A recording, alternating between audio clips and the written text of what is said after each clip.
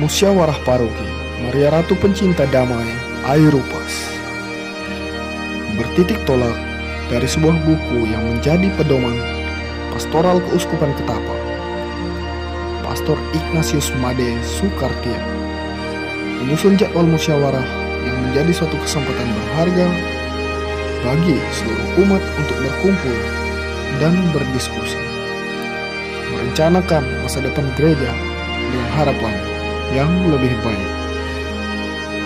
Tujuan dari pelaksanaan musyawarah ini adalah mendapatkan laporan dan evaluasi tentang pelaksanaan program pada tahun 2024, menyusun dan menghasilkan program pada tahun 2025, mendapatkan informasi yang seluas-luasnya mengenai kebijakan tata kelola paroki, serta memperdalam iman dan keterlibatan umat di dalam hidup menggereja. Pada tanggal 27 Januari 2025, musyawarah berlangsung di gedung aula paroki, terdiri dari para guru, ketua umat, 26 prodiakon, 10 orang anggota DPP inti, sehingga jumlah keseluruhan dari peserta yang hadir dalam rapat ini adalah sejumlah 64 orang. Adapun tema prioritas yang diangkat adalah tentang pengajaran iman, membangun murid-murid Yesus yang tangguh dalam pelayanan.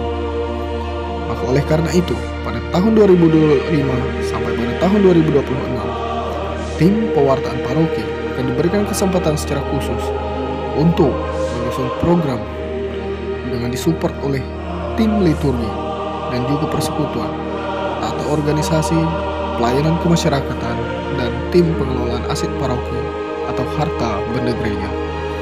Namun sebelum lebih jauh berbicara tentang pengajaran iman, pada sesi pertama dalam rapat ini akan lebih dulu diawali dengan presentasi dan juga laporan rencana anggaran biaya pada tahun 2024 sebagai bahan dalam mencari sebuah evaluasi ke depan.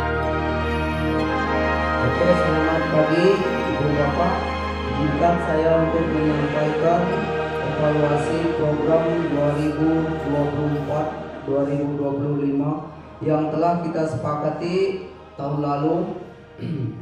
Aksi APP dengan aksi Natal di tahun 2024 senilai 30 juta dan mengalami penurunan 44%, yang dari direncanakan 53.350.000, namun realisasinya senilai 30 juta, sekitar 44% penurunan. Lalu aksi kasih Natal direncanakan 41 juta, naik 45 juta, mengalami kenaikan 10%. Lalu beban kewajiban dan program itu senilai 440.000. Total pemasukan dan pengeluaran selama periode tahun 2024 untuk penerimaan sejumlah 640.174.000. Lalu total keseluruhan pengeluaran selama periode tahun 2024 senilai 551.122.415 rupiah. Jadi kenaikan aktiva bersih atau surplus senilai 89.51.585 rupiah. Jadi Bapak Ibu, itu yang bisa saya sampaikan dari penerimaan dan pengeluaran di tahun 2024. Terima kasih. Awinan dari macam-macam itu kurang lebih 845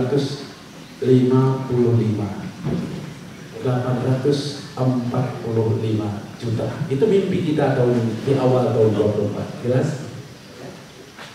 Itu mimpi kita. Oke, itu yang sejak awal. Lalu total realisasinya makanya tadi ada surplus itu 766 846 ya.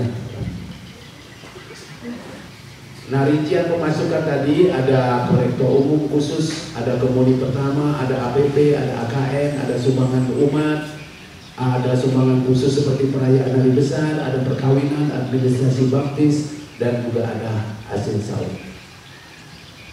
Itu sementara pemasukan. Nah, ini pengeluaran yang direncanakan dulu 517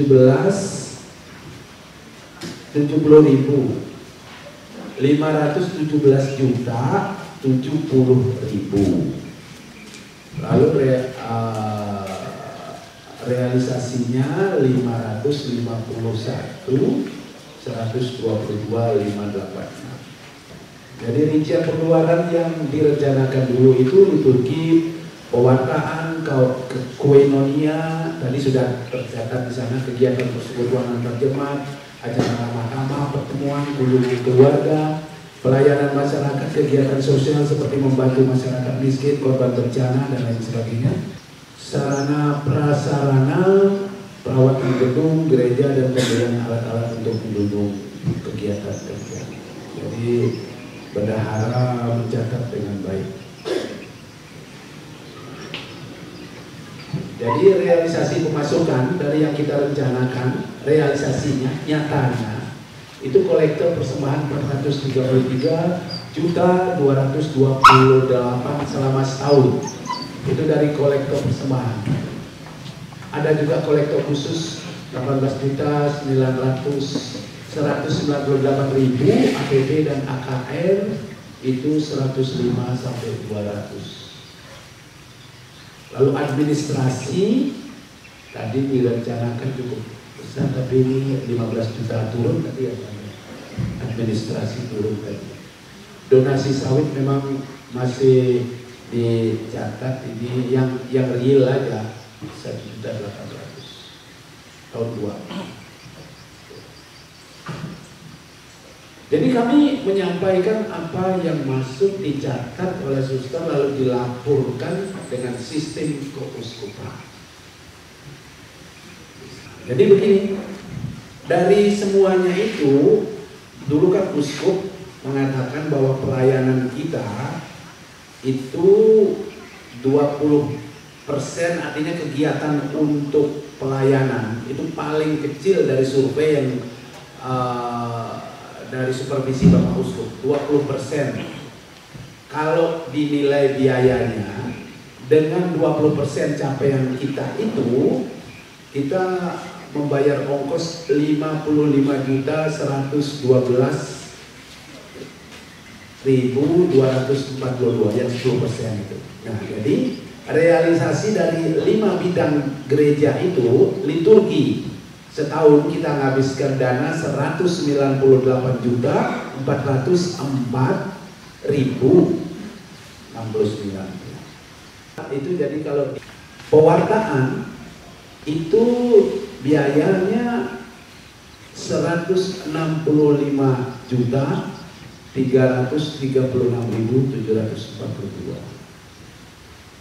Itu untuk mengundang orang, untuk kita makan, untuk kita transport, dan beberapa kali kegiatan itu. Tapi itu tercatat. Itu 165 juta besar ya, setahun. Kalau dibagi 12, berapa itu? Kalau dibagi 12, sebulan misalnya 165.336.724 dibagi 12. Jadi sebulan rata-rata untuk punya gambaran saja. Lalu koinonia itu organisasi dan lain sebagainya itu 82.668.362 rupiah, 15% dari keseluruhan. Lalu pelayanan 10%. Kemudian masih ada di bawahnya sebetulnya Ini liturgi 248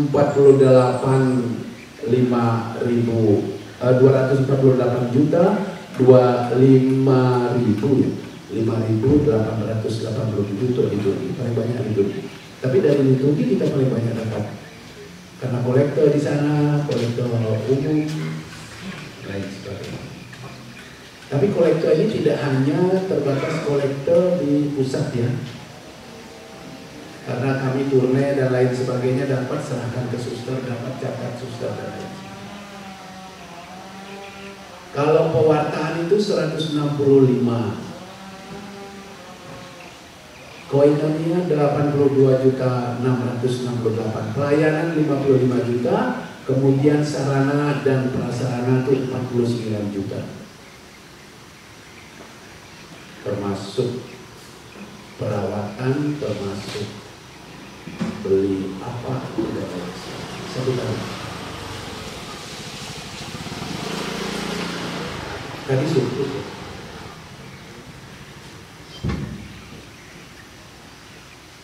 Jadi kesimpulan dan rencana ke depan, jadi berdasarkan realisasi anggaran tahun 2024 dapat disimpulkan bahwa keuangan gereja dalam kondisi baik. Kedepannya perlu ada upaya untuk meningkatkan efisiensi pengeluaran dan mencari sumber pemasukan baru. Jadi seperti itu. Oleh karena itu tahun 25 ini kita nanti dari hasil suster dari mendapat beberapa orang itu kita fokus untuk pewartaan. Apakah artinya 5 bidang gereja itu tidak kita lakukan, tetapi semuanya itu mengarah ke pengajaran iman yang akan kita lakukan. Jadi nanti di pengajaran iman itu program khusus itu akan ada pembinaan untuk anak muda, untuk sekami, dan juga untuk yang lain. Tahu itu kapel Keladi. Jadi 12 tahun mangkrak itu.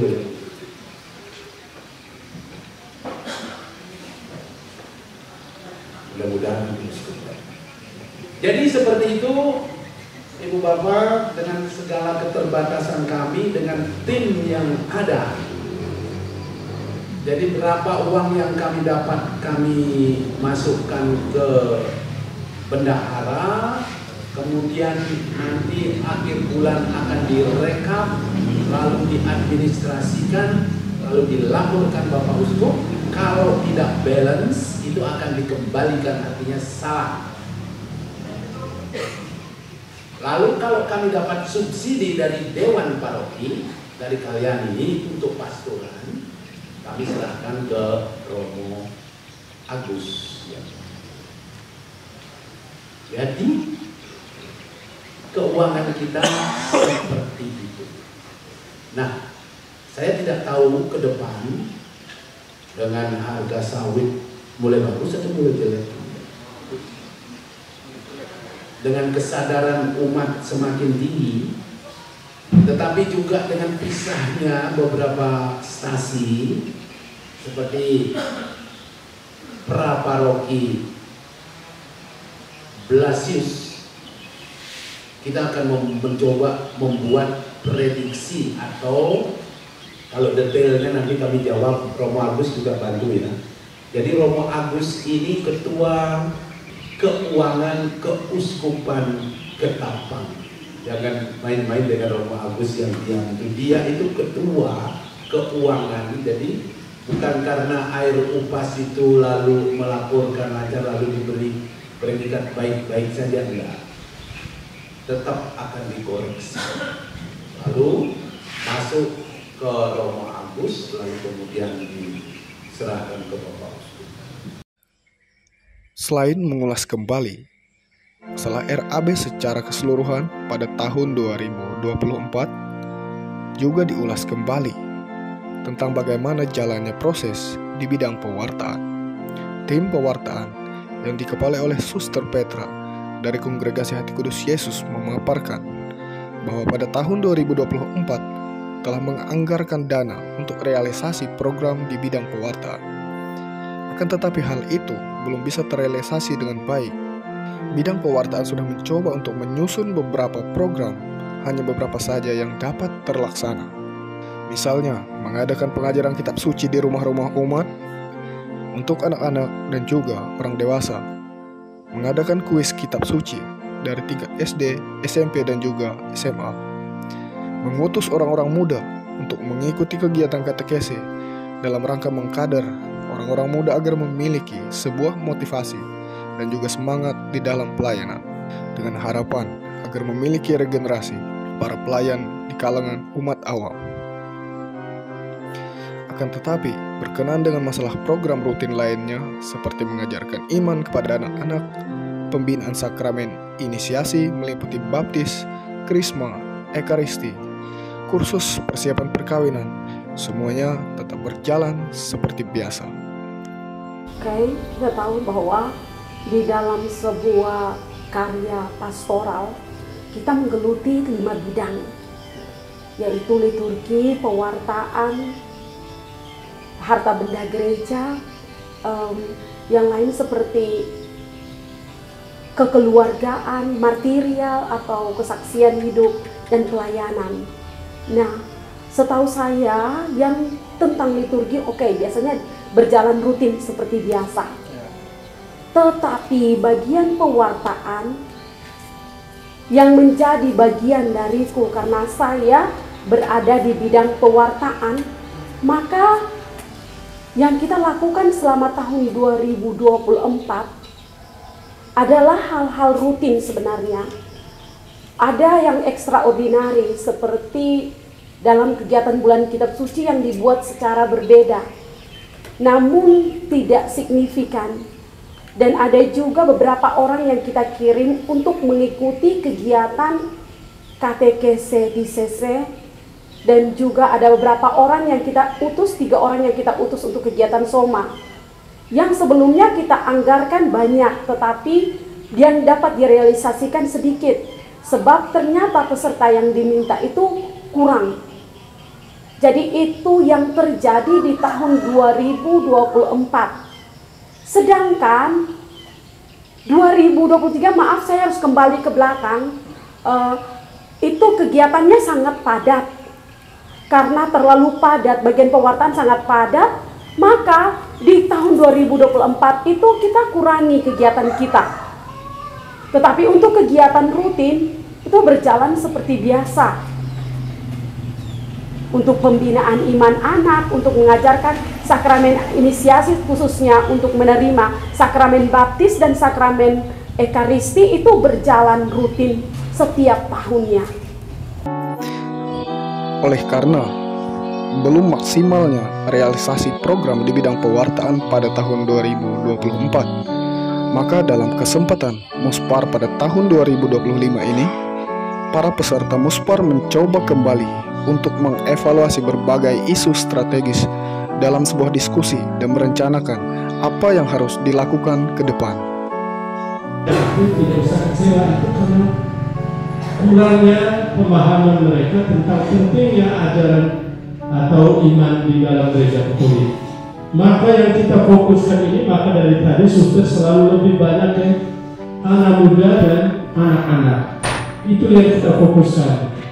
Jadi inilah yang menjadi tonggak bagaimana kedepannya iman itu sehingga bisa bertumbuh, lalu tahan uji tadi seperti dalam arah uskupan betapa tadi, bahwa iman yang tangguh itu yang harus kita usahakan. Bagaimana supaya dapat iman yang tangguh? Kita melihat bahwa sekarang seiring dengan perkembangan zaman, banyak umat kita, terlebih kaum muda, anak remaja yang tidak agama, karena mereka tadi dasarnya tidak kuat. Ketika diserang dengan berbagai macam doktrin, mereka tidak bisa menjawab, akhirnya mereka pindah. Oh, kami ternyata gereja Katolik itu seperti itu ya, lebih baik kami pindah ke sini. Dan disinilah butuh kerjasama ketua stasi, para guru agama, katekis, prodiakon, bagaimana kita mempertahankan iman yang ada ini? Maka disarankan supaya kita itu setiap saat, setiap waktu mengadakan pengajaran. Pengajaran apa saja? Pertama tentang ajaran gereja Katolik. Apa saja, misalnya sakramen, 7 sakramen itu apa? Apa yang layak, apa yang tidak boleh, itu kita harus perkenalkan. Lalu credo, aku percaya itu dari awal sampai akhir itu kita harus jelaskan sehingga mereka memiliki. Lalu juga sumber referensi yang lain, kita punya katekismus gereja Katolik. Kita sebagai guru agama, juga sebagai katekis, sebagai ketua stasi, pengurus stasi, kita harus terus-menerus mengajarkan ajaran gereja ini kepada umat kita.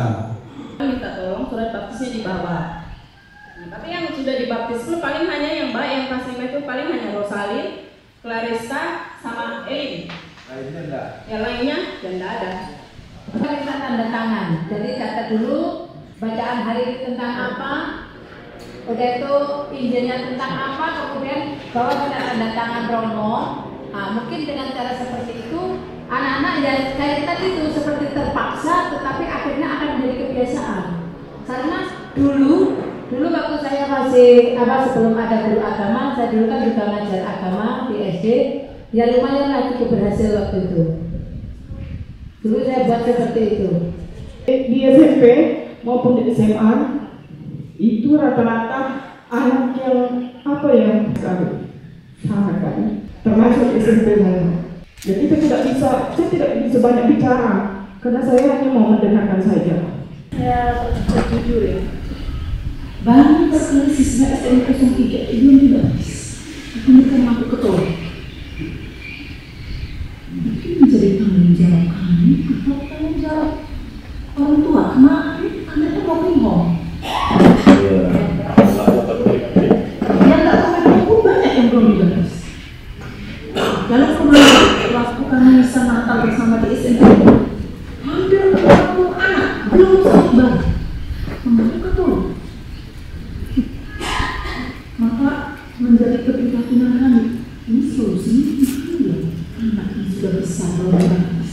Waktu suster masih di SD 5, anak-anak itu banyak yang mau ikut kegiatan. Sekarang misalnya sekali tanggung ikut hari Minggu. Yang besar-besar itu yang sudah kelas 6 itu mana aja, malah nggak ngelawan gurunya, guru agamanya. Mereka nggak mau ikut.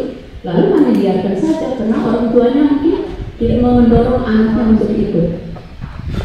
Ini kami minta bantuan dari Romo atau suster, mungkin bisa untuk dengan pengajaran iman seperti dalam program tugas hari dan minta bantu itu. Walaupun di sana itu memang Katoliknya dari sana, tapi sekarang itu iman semakin luntur. Terima kasih. Setelah mereka mendapat penanaman yang dalam hal spiritualitas tentang diri mereka sendiri, lalu mereka dibantu untuk berkomitmen, lalu mereka diberi buku dan mereka bawa pulang saat itu.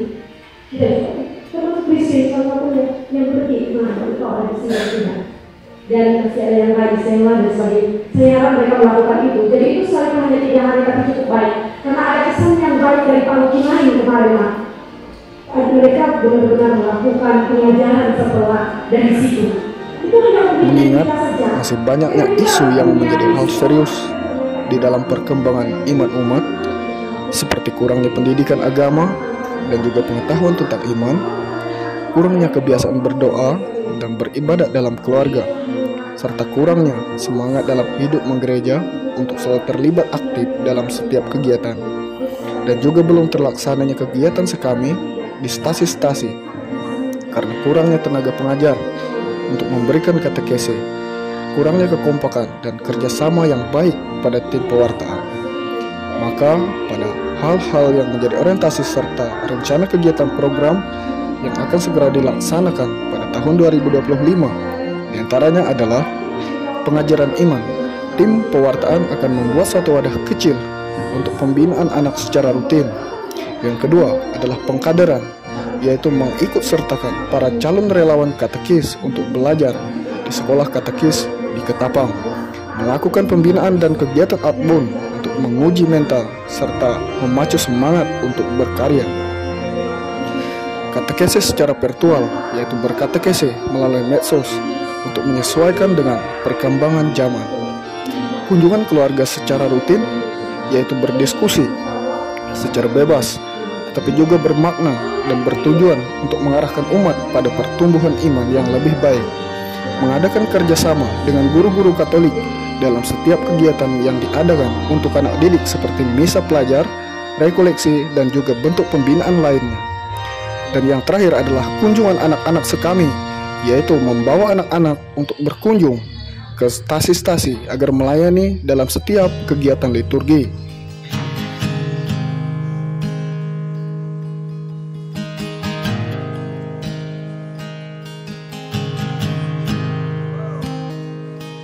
I love you, Lord. Oh, your mercy never fails me. And all my days I've been held in your hand. From the moment that I wake up until I lay my head, oh, I will sing of the goodness of God. 'Cause all my life you have been faithful, and all my life you have been so